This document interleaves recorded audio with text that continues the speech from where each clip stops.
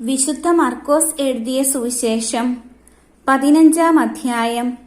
വിചാരണയും വിധിയും. അതിരാവിലെ തന്നെ പുരോഹിത പ്രമുഖന്മാർ ജനപ്രമാണികളോടും നിയമജ്ഞരോടും ന്യായാധിപ സംഘം മുഴുവനോടും ചേർന്ന് ആലോചന നടത്തി. അവർ യേശുവിനെ ബന്ധിച്ചു കൊണ്ടുപോയി പീലാത്തോസിനെ ഏൽപ്പിച്ചു. പീലാത്തോസ് അവനോട് ചോദിച്ചു, നീ യഹൂദരുടെ രാജാവാണോ? അവൻ മറുപടി പറഞ്ഞു, നീ തന്നെ പറയുന്നു. പുരോഹിത പ്രമുഖന്മാർ അവനിൽ പല കുറ്റങ്ങളും ആരോപിച്ചു. പീലാത്തോസ് വീണ്ടും ചോദിച്ചു, നിനക്ക് മറുപടിയൊന്നും പറയാനില്ലേ? നോക്കൂ, എത്ര കുറ്റങ്ങളാണ് അവർ നിന്റെ മേൽ ആരോപിക്കുന്നത്. എന്നാൽ യേശു മറുപടിയൊന്നും പറഞ്ഞില്ല. തന്മൂലം പീലാത്തോസ് വിസ്മയിച്ചു. ജനം ആവശ്യപ്പെടുന്ന ഒരു തടവുകാരനെ അവൻ തിരുനാളിൽ മോചിപ്പിക്കുക പതിവായിരുന്നു. വിപ്ലവത്തിനിടയിൽ കൊലപാതകം നടത്തിയ ബറാബാസ് എന്നൊരുവൻ വിപ്ലവകാരികളോടൊപ്പം തടങ്കലിൽ ഉണ്ടായിരുന്നു. ജനക്കൂട്ടം പീലാത്തോസിന്റെ അടുത്തു ചെന്ന് പതിവുള്ള ആനുകൂല്യത്തിന് അപേക്ഷിച്ചു. അവൻ പറഞ്ഞു, യഹൂദരുടെ രാജാവിനെ ഞാൻ മോചിപ്പിച്ചു തരണമെന്നാണോ നിങ്ങൾ ആഗ്രഹിക്കുന്നത്? എന്തെന്നാൽ അസൂയ നിമിത്തമാണ് പുരോഹിത പ്രമുഖന്മാർ അവനെ ഏൽപ്പിച്ചു തന്നതെന്ന് അവന് അറിയാമായിരുന്നു. എന്നാൽ ബറാബാസിനെയാണ് വിട്ടുതരേണ്ടതെന്ന് ആവശ്യപ്പെടാൻ പുരോഹിത പ്രമുഖന്മാർ ജനക്കൂട്ടത്തെ പ്രേരിപ്പിച്ചു. പീലാത്തോസ് വീണ്ടും അവരോട് ചോദിച്ചു, യഹൂദരുടെ രാജാവെന്ന് നിങ്ങൾ വിളിക്കുന്നവനെ ഞാൻ എന്തു ചെയ്യണം? അവർ വിളിച്ചു പറഞ്ഞു, അവനെ ക്രൂശിക്കുക. പീലാത്തോസ് ചോദിച്ചു, അവൻ എന്തു തിന്മ പ്രവർത്തിച്ചു? അവർ കൂടുതൽ ഉച്ചത്തിൽ വിളിച്ചു പറഞ്ഞു, അവനെ ക്രൂശിക്കുക.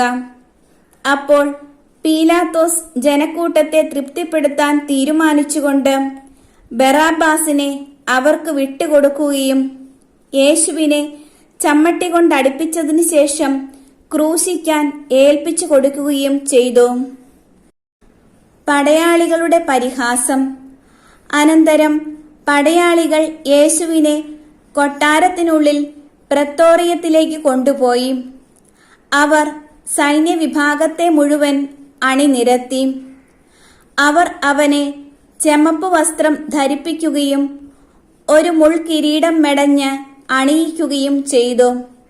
യഹൂദരുടെ രാജാവേ സ്വസ്തി എന്ന് അവർ അവനെ അഭിവാദനം ചെയ്യാൻ തുടങ്ങി. പിന്നീട് ഞാങ്ങണ കൊണ്ട് അവന്റെ ശിരസിൽ അടിക്കുകയും അവന്റെ മേൽ തുപ്പുകയും മുട്ടുകുത്തി അവനെ പ്രണമിക്കുകയും ചെയ്തു. അവനെ പരിഹസിച്ച ശേഷം ചെമപ്പ് വസ്ത്രം അഴിച്ചുമാറ്റി അവന്റെ വസ്ത്രം വീണ്ടും ധരിപ്പിച്ചു. പിന്നീട് അവർ അവനെ കുരിശിൽ തറയ്ക്കാൻ കൊണ്ടുപോയി. കുരിശിൽ തറയ്ക്കുന്നു. അലക്സാണ്ടറിന്റെയും റൂഫസിന്റെയും പിതാവായ കിരേനക്കാരൻ ശിമിയോൻ നാട്ടിൻ പുറത്തു നിന്ന് വന്ന് അതിലെ കടന്നു പോവുകയായിരുന്നു. യേശുവിന്റെ കുരിശു ചുമക്കാൻ അവർ അവനെ നിർബന്ധിച്ചു. തലയോടിടം എന്നർത്ഥമുള്ള ഗോൽഗോഥായിൽ അവർ അവനെ കൊണ്ടുവന്നു. മീറ കലർത്തിയ വീഞ്ഞ് അവർ അവന് കൊടുത്തു. അവൻ അത് കുടിച്ചില്ല. പിന്നീട് അവർ അവനെ കുരിശിൽ തറച്ചു. അതിനുശേഷം അവർ അവന്റെ വസ്ത്രങ്ങൾ ഭാഗിച്ച് ഓരോരുത്തരും എടുക്കേണ്ട വീതത്തിന് കുറിയിട്ടു. അവർ അവനെ കുരിശിൽ തറച്ചപ്പോൾ 3-ാം മണിക്കൂറായിരുന്നു. യഹൂദരുടെ രാജാവ് എന്ന് അവന്റെ പേരിൽ ഒരു കുറ്റപത്രവും എഴുതി വച്ചിരുന്നു. അവനോട് കൂടെ 2 കവർച്ചക്കാരെയും അവർ കുരിശിൽ തറച്ചു. ഒരുവനെ അവന്റെ വലതുവശത്തും അപരനെ ഇടതുവശത്തും. അതിലെ കടന്നുപോയവർ തല കുലുക്കിക്കൊണ്ട് അവനെ ദുഷിച്ചു പറഞ്ഞു, ദേവാലയം നശിപ്പിച്ച് 3 ദിവസം കൊണ്ട് വീണ്ടും പണിയുന്നവനെ, നിന്നെ തന്നെ രക്ഷിക്കുക. കുരിശിൽ നിന്ന് ഇറങ്ങി വരിക. അതുപോലെ തന്നെ പുരോഹിത പ്രമുഖന്മാരും നിയമജ്ഞരും പരിഹാസപൂർവം പരസ്പരം പറഞ്ഞു, ഇവൻ മറ്റുള്ളവരെ രക്ഷിച്ചു, തന്നെ തന്നെ രക്ഷിക്കാൻ ഇവന് സാധിക്കുന്നില്ല. ഞങ്ങൾ കണ്ടു വിശ്വസിക്കുന്നതിനു വേണ്ടി ഇസ്രായേലിന്റെ രാജാവായ ക്രിസ്തു ഇപ്പോൾ കുരിശിൽ നിന്ന് ഇറങ്ങി വരട്ടെ. അവനോടൊപ്പം ക്രൂശിക്കപ്പെട്ടവരും അവനെ പരിഹസിച്ചു. യേശുവിന്റെ മരണം 6-ാം മണിക്കൂർ മുതൽ 9-ാം മണിക്കൂർ വരെ ഭൂമി മുഴുവൻ അന്ധകാരം വ്യാപിച്ചു. 9-ാം മണിക്കൂറായപ്പോൾ യേശു ഉച്ചത്തിൽ നിലവിളിച്ചു, എലോയ് എലോയ് ലാമ സബക്താനി. അതായത്, എന്റെ ദൈവമേ, എന്റെ ദൈവമേ, നീ എന്നെ ഉപേക്ഷിച്ചത് എന്തുകൊണ്ട്? അടുത്തു നിന്നിരുന്ന ചിലർ അതു കേട്ടു പറഞ്ഞു, ഇതാ അവൻ ഏലിയായെ വിളിക്കുന്നു. ഒരുവൻ ഓടിവന്ന് നീർപ്പഞ്ഞി വിനാഗിരിയിൽ മുക്കി ഒരു ഞാങ്ങണമേൽ ചുറ്റി അവന് കുടിക്കാൻ കൊടുത്തുകൊണ്ടു പറഞ്ഞു, ആകട്ടെ, അവനെ താഴെ ഇറക്കാൻ ഏലിയ വരുമോ എന്ന് നമുക്ക് കാണാം. യേശു ഉച്ചത്തിൽ നിലവിളിച്ച് ജീവൻ വെടിഞ്ഞു.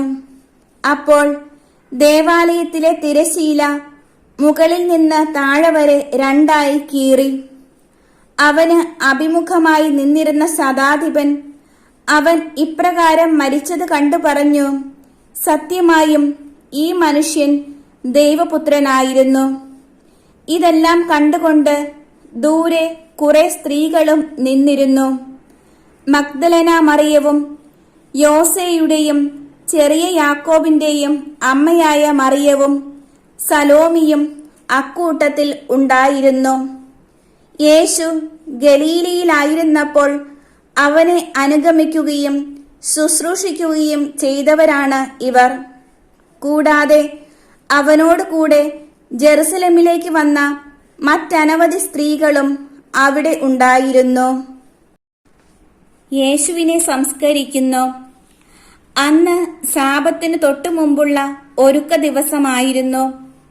അതിനാൽ വൈകുന്നേരമായപ്പോൾ അരിമത്തയേക്കാരനായ ജോസഫ് ധൈര്യപൂർവം പീലാത്തോസിനെ സമീപിച്ചു.